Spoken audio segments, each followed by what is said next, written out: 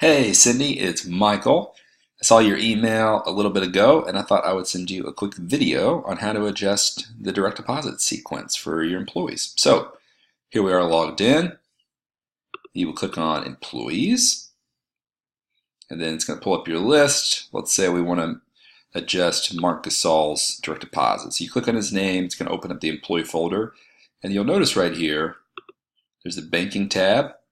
So when you open that, this should open up whatever current direct deposit setup they have. So, if you want to come through here and we're just adjusting, so let's say this is the primary checking account and he wants to take 10% of his income.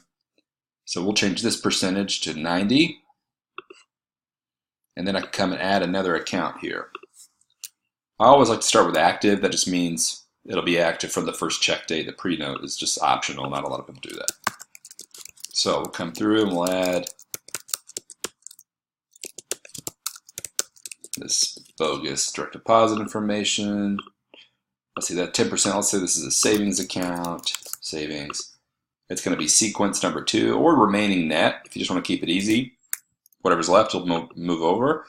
Or if you want to be a little bit more detailed, you can just write 10% here. You can do this as many times as you want. So we'll save that. So now I got sequence 1, sequence 2, they both equal 100%, good to go. So you can do this numerous times, add different formulas, different percentages, and checking savings however you want. Hope that helps. Let me know if not. See you later.